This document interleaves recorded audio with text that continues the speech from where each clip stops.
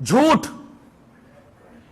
یہ کسی بھی مذہب کے اندر جائز نہیں ہے، اور اسلام کے اندر تو سختی سے منع کیا گیا ہے۔ مومن سب کچھ ہو سکتا، جھوٹا نہیں ہو سکتا، اور منع کیا گیا، روکا گیا اس سے۔ انہوں نے اس بد اخلاقی کو، اس عظیم جرم کو عبادت قرار دے دیا، اور اس عبادت کو انہوں نے تقیہ کا نام دیا۔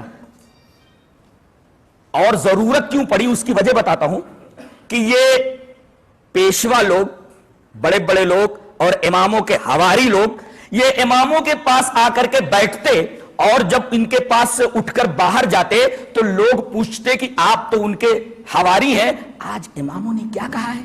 تو یہ کہتے کہ آج اماموں نے یہ کہا ہے کہ 1 سال کے اندر یا 2 سال کے اندر یا 6 مہینے کے اندر، ایک مدت بتاتے وہ کہ 4 مہینے کے اندر یا 6 مہینے کے اندر شیعوں کو حکومت مل جائے گی۔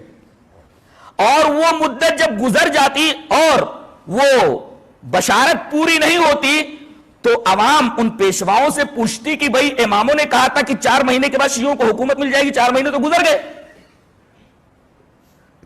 گویا کہ اماموں نے یہ بات غلط کہی،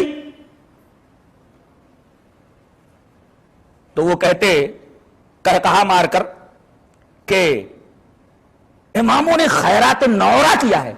مجھ سے لوگ کی خیرات نورہ کیا ہے؟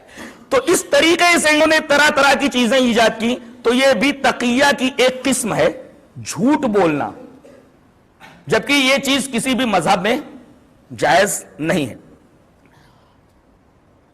ضرورت یہ بھی پڑی اس کو عبادت قرار دینے کی کہ جب تم حضرت ابو بکر کو کافر کہتے ہو، حضرت ابو عمر کو کافر کہتے ہو، حضرت عثمان کو کافر کہتے ہو، تو حضرت علی جو تمہارے سب کچھ ہیں وہ تو ان کے پیچھے نماز پڑھتے تھے، تو کافروں کے پیچھے یہ نماز کیسے پڑھتے تھے؟ تو انہوں نے کہا وہ تقیہ کرتے تھے۔ تقیہ کا مطلب ظاہر و باطن کا الگ الگ ہونا، اور ظاہر و باطن کا الگ الگ ہونا یہی تو نفاق ہے، اور ظاہر و باطن کا الگ الگ ہونا یہی تو جھوٹ ہے، اور نفاق ایک بہت بڑا جھوٹ ہے۔ تو اس مسئلے کو حل کرنے کے لیے انہوں نے یہ عبادت ایجاد کی اور اس کا نام تقیہ رکھا کہ کوئی یہ اعتراض نہ کرے کہ یہ تینوں اگر کافر تھے تو حضرت علی ان کے پیچھے نماز کیوں پڑھتے تھے؟ تقیہ کرتے تھے، ظاہر میں ان کے ساتھ رہتے تھے مگر باطن میں ان کے ساتھ نہیں تھے، ان کو کافر ہی مانتے تھے۔ تو یہ تقیہ بھی ان کے ہاں ایک بہت بڑی عبادت ہے۔